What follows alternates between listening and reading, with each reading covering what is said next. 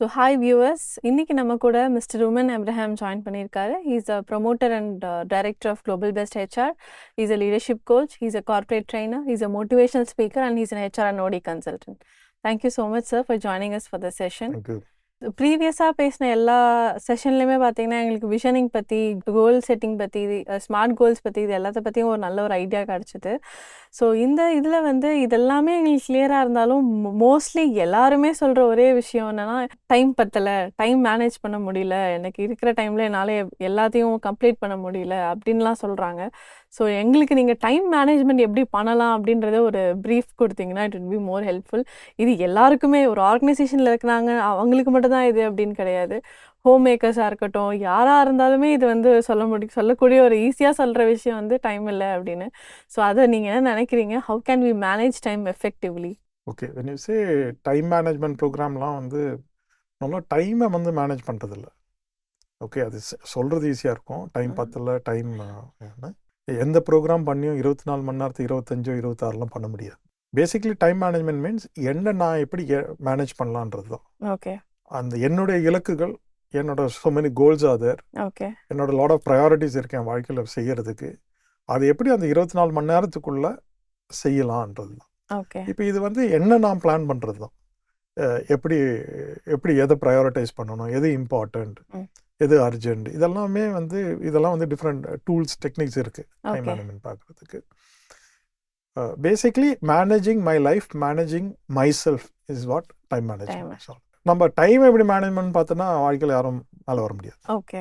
எல்லா எம்ப்ளாயீஸாக இருக்கட்டும், இல்லை வந்து ஸ்டூடெண்ட்ஸாக கூட இருக்கட்டும், நம்ம எக்ஸாம்லலாமே போகும்போது கூட first we will start with ரொம்ப ஈஸியான கொஷின்ஸ் எழுதிட்டு ஒரு டிஃபிகல்ட்டான கொஷின்ஸ்லாம் எழுத போவாங்க.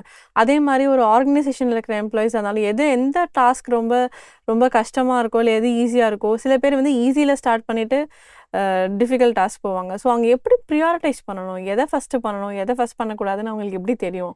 அது ஏதாவது ஐடென்டிஃபை பண்ண முடியும் அப்படின்னா நீங்கள் கொஞ்சம் ஷேர் பண்ணால் நல்லாயிருக்கும். இதில் வந்து ஈஸி டிஃபிகல்ட்னு பார்க்காத, எது இம்பார்ட்டன்ட் பார்க்கணும். ஓகே, இப்போ இட் இஸ் இம்பார்ட்டன்ட், இதை செஞ்சால் என் வாழ்க்கையில் இதை சாதிக்க முடியும் அப்படின்னா இதெல்லாம் இம்பார்ட்டன்ட் ஸ்டெப்ஸ். இதை வந்து பண்ணால் தான் கம்பெனி இம்ப்ரூவ் ஆகும். ஓகே.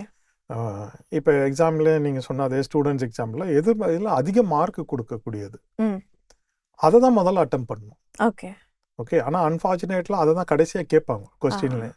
வாழ்க்கையும் அப்படி தான். எது இம்பார்ட்டண்ட்டோ அது உங்களை வந்து பின்னாடி தள்ளும். ஆனால் நம்ம தான் அது ப்ரையாரிட்டைஸ் பண்ணி அது முதல்ல எடுத்து பண்ணணும். Okay, okay. இது வந்து அவங்களோட அப்ரோச் வந்து முதல்ல எடுத்தோடனே ஈஸியானது கொடுத்தா பசங்க கொஞ்சம் கம்ஃபர்ட் ஆகிட்டு அதுக்கப்புறம் பண்ணுவாங்க. ஆனால் வாழ்க்கையில் அப்படி கிடையாது. எதையாவது அச்சீவ் பண்ணணும் அப்படின்னா மோஸ்ட்லி நீங்கள் தள்ளி போடுற ஐட்டம்ஸ் எல்லாமே பார்த்தீங்கன்னா மோஸ்ட் இம்பார்ட்டன்ட் இன் யுவர் லைஃபாக இருக்கும். ஓகே. அதை தான் கடைசியாக தள்ளிப்படும். எது ஈஸியாக இருக்கோ, கம்ஃபர்ட் ஜோன்லேயே இருப்பாங்க வாழ்க்கையில்.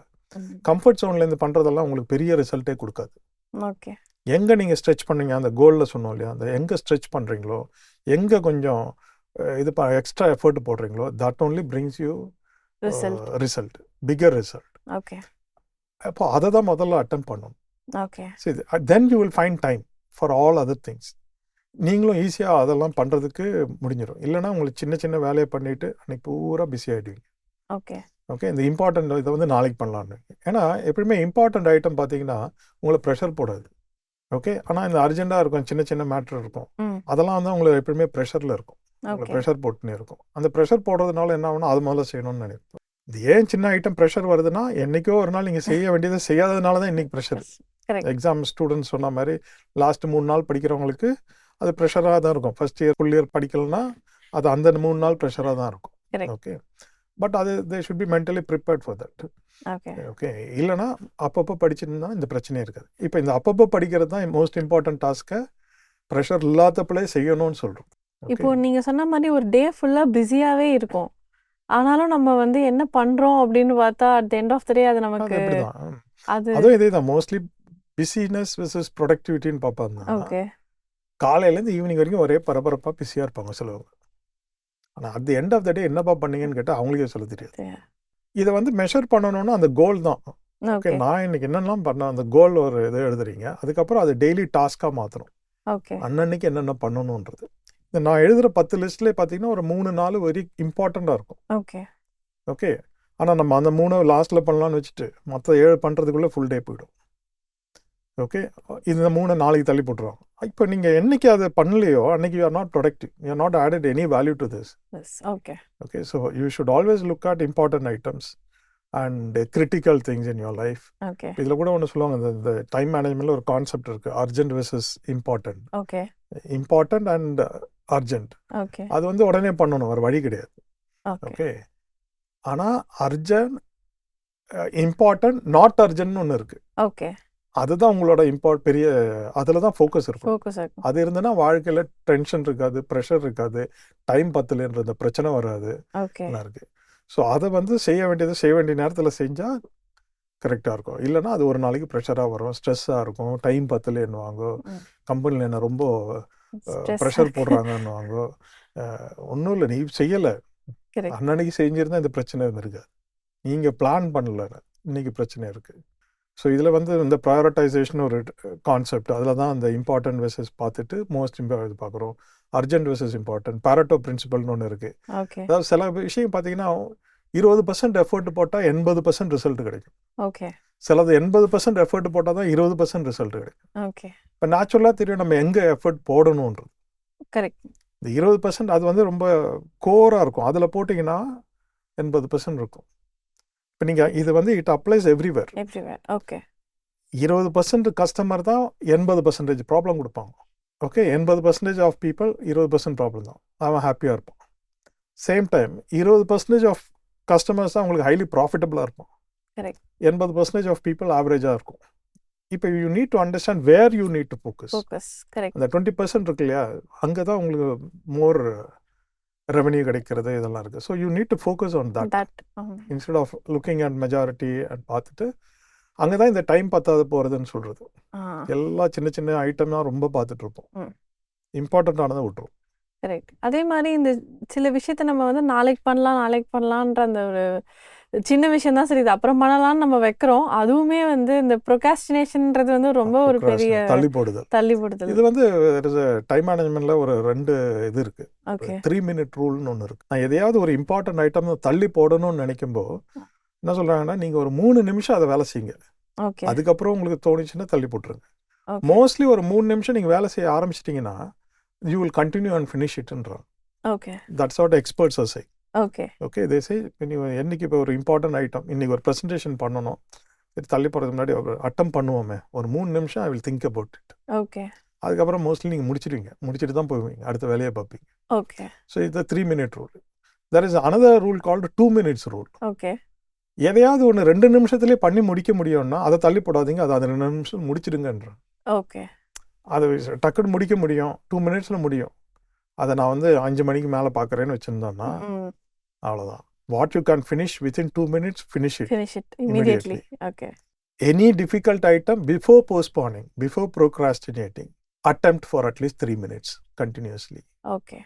So this will change your life. So it was nice tips, because இதெல்லாம் வந்து எத்தனை பேருக்கு தெரியும்னு தெரியல. மேபி சொல்லி இதை நம்ம கான்ஷியஸாக ஃபாலோ பண்ண ஆரம்பித்தோம் அப்படின்னா கண்டிப்பாக அந்த ப்ரொகாஸ்டினேஷன்றது வந்து யாருக்குமே அது இருக்காதுன்னு நினைக்கிறேன்.